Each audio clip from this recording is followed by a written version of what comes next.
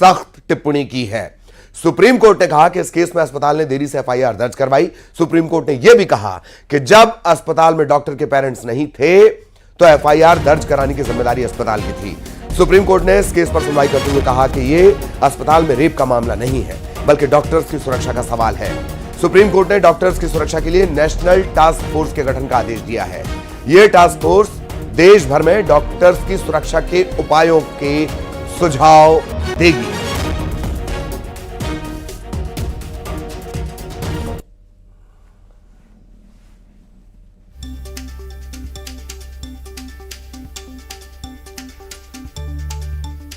गुरुवार तक रिपोर्ट भी तलब की गई है। बेहद सख्त टिप्पणी अदालत ने दी है। यह मेडिकल प्रोफेशनल्स की सुरक्षा के उपाय बताएगी। इसके अलावा आरजीकर अस्पताल में सीआईएसएफ की तैनाती की बात भी निकलकर सामने आई है। सुप्रीम कोर्ट के chief justice CJI DY Chandrachud, justice JB Pardiwala, justice Manoj Mishra की बेंच ने यह पूरी सुनवाई की है।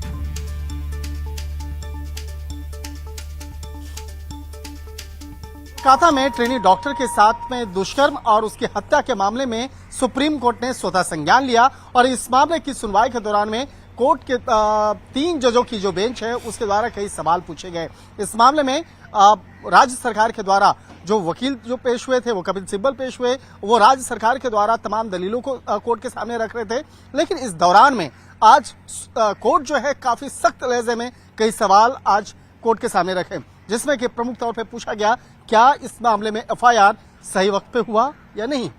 हालांकि इस मामले पर याचिकाकर्ता के द्वारा बताया गया कि जो पहली एफआईआर हुई थी उस मामले में उनको गलत जानकारी दी गई थी और बताया गया था कि ये सुसाइड का मामला है, जो पीड़िता है वो आत्महत्या कर ली है। इसके साथ ही इस मामले पर जिस तरह से कानून व्यवस्था अस्पताल के अंदर में तकरीबन 7,000 से लोग पहुंचे थे, इस मामले को भी लेकर आज कोर्ट के द्वारा सवाल पूछा गया कि अस्पताल के अंदर में तोड़फोड़ कैसे हुई, इतने लोग कैसे पहुंचे गए, क्या वहां पे कानून व्यवस्था नहीं थी। और जिस तरह से ये घटना हुई है, ये मामला जो है डॉक्टरों की सुरक्षा व्यवस्था का नहीं है, सिर्फ ये मामला कोलकाता का नहीं है, बल्कि देश के डॉक्टरों की सुरक्षा व्यवस्था का मसला है। क्योंकि डॉक्टर जो होते हैं वो 24 घंटे काम करते हैं और ये इस तरह की जो घटना है वो देश को झकझोर दिया है, जिसकी वजह से कोर्ट को स्वतः संज्ञान लेना पड़ा। और जिस तरह से इस मामले पर कोर्ट के द्वारा 10 लोगों की जो टीम गठित करने का एक ऑर्डर दिया गया है, निर्देश दिया गया है और इसके साथ ही इस मामले पर अगली सुनवाई की तारीख 22 अगस्त मुकर्रर की गई है। और इस 22 अगस्त की बात करें तो 22 अगस्त को इस मामले की जो तफ्तीश करने वाली जो जांच एजेंसी है सीबीआई, उसको भी कहा गया है कि वो इस मामले में अब तक हुई जांच पर एक स्टेटस रिपोर्ट दे और कोर्ट को बताया कि अब तक इस मामले पर तफ्तीश के दौरान में क्या क्या जानकारी मिली है, किस तरह के सबूत इकट्ठा किए गए हैं, किन किन आरोपियों की गिरफ्तारी हुई है, उस मामले में एक स्टेटस रिपोर्ट दे। और उसके बाद 22 तारीख को एक कहा जा सकता है कई मायनों से ये मामला सुनवाई जो है महत्वपूर्ण होने वाली है, क्योंकि एक तरफ सीबीआई उन तमाम पक्ष को रखेगी और दूसरी तरफ कोर्ट ये भी जानना चाहेगी कि जो 10 सदस्य कमेटी बनेगी वो इस मामले को कैसे इन्वेस्टिगेट करेगी, किस तरह से इस मामले को देखेगी। तो निश्चित तौर पे कह सकते हैं कि इस मामले पर जिस तरह से आज कोर्ट की सुनवाई चल रही थी, कोर्ट के द्वारा डॉक्टरों से भी अपील की गई है कि तमाम जो डॉक्टर्स हैं अब अपने धरना प्रदर्शन खत्म करें, अपने अपने काम पे लौटें। तो एक तरह से अपील भी की गई, दूसरी तरफ उन डॉक्टरों को भी एक भरोसा दिलाया गया कि कोर्ट जो है इस मामले पर सख्त कार्रवाई करेगी और जो भी आरोपी है उसके खिलाफ उचित उसके खिलाफ कार्रवाई की जाएगी। तो देखना लाजमी होगा कि 22 अगस्त को जब इस मामले पर अगली सुनवाई होगी तो सीबीआई के द्वारा क्या स्टेटस रिपोर्ट दिया जाएगा और सीबीआई के द्वारा किन किन महत्वपूर्ण सबूतों के बारे में कोर्ट को जानकारी उपलब्ध कराई जाएगी। वीडियो जर्नलिस्ट सोनू मंडल के साथ शंकर आनंद, न्यूज 18 दिल्ली। और बड़ा अपडेट कोलकाता से भी है। आरजीकर अस्पताल के पूर्व प्रिंसिपल संदीप घोष पर कोलकाता पुलिस ने एफआईआर दर्ज की है। कोलकाता पुलिस ने आईएएस देबल कुमार घोष की शिकायत पर भ्रष्टाचार का मामला दर्ज किया है। ताला थाने में डॉक्टर संदीप घोष के खिलाफ भ्रष्टाचार निवारण अधिनियम 1988 की धारा 7 के तहत मामला दर्ज किया गया है।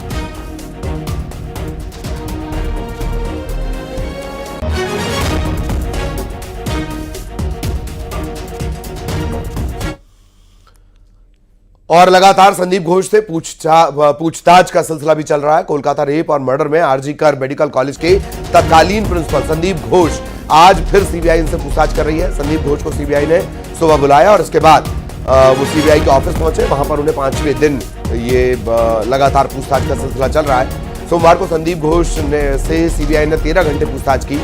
4 दिन से पूछताछ चल रही है। अब तक 53 घंटे उनसे पूछताछ हुई है। संदीप घोष सीबीआई की जांच की अहम कड़ी हैं।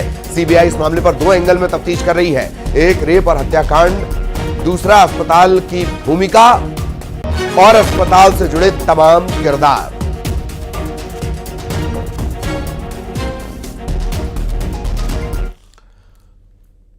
तो कोलकाता में ट्रेनी डॉक्टर के साथ रेप और हत्या के मामले की कहानी लगातार उलझती जा रही है। खबर यह है कि आरोपी संजय रॉय जो कुछ सीबीआई को बता रहा है वो बेहद उलझा हुआ है। यही वजह है कि अब आरोपी के पॉलीग्राफ टेस्ट की तैयारी चल रही है।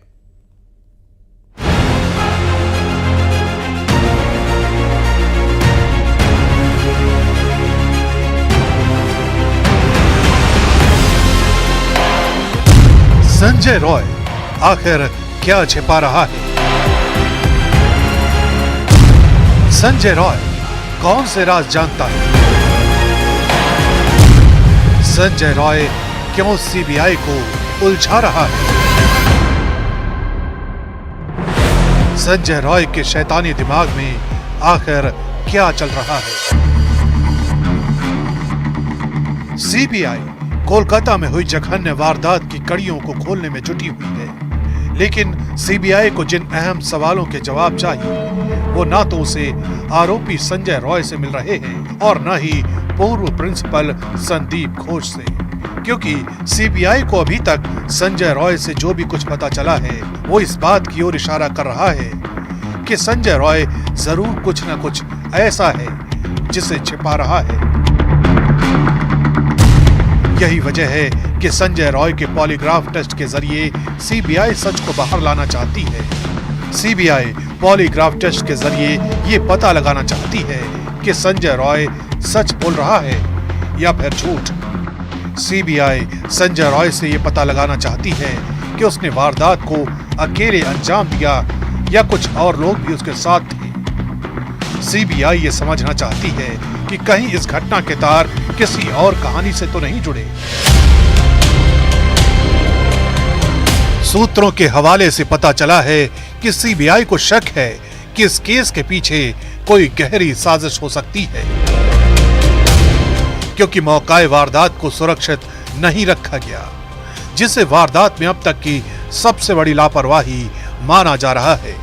सेमिनार हॉल में मल्टीपल फुटप्रिंट मिले हैं, क्योंकि वारदात के बाद सेमिनार हॉल के पास रेनोवेशन करा दिया गया। 10 से ज्यादा बार सीबीआई की अलग अलग टीमें सबूतों को जुटाने के लिए सेमिनार हॉल पहुंच चुकी हैं। इतना ही नहीं, सीबीआई ने 3D लेजर स्कैनिंग भी 2 बार की है। यही वजह है कि पूर्व प्रिंसिपल भी सीबीआई के शक के घेरे में है। सीबीआई की टीम संदीप घोष से जानना चाहती है कि आखिर ट्रेनी डॉक्टर की हत्या को आत्महत्या क्यों बताया गया, मृतक के परिवार को झूठी जानकारी किसके कहने पर दी गई, क्राइम सीन को सुरक्षित क्यों नहीं रहने दिया गया, अस्पताल का रेनोवेशन किसके कहने पर किया गया और क्राइम सीन पर मौजूद सबूतों को सुरक्षित क्यों नहीं रहने दिया गया। यही वजह है कि सीबीआई साइकोलॉजिकल टेस्ट के बाद पॉलीग्राफ टेस्ट के जरिए सच को बाहर लाना चाहती है। सूत्रों के हवाले से ये भी पता चला है कि सीबीआई को अभी तक कई सबूत भी हाथ लगे हैं, लेकिन सच की जड़ तक पहुंचने के लिए सीबीआई को कुछ बेहद अहम सवालों के जवाब चाहिए। लेकिन सच की जड़ तक पहुंचने के लिए अभी सीबीआई को कुछ बेहद अहम सवालों के जवाब और डीएनए रिपोर्ट का इंतजार है।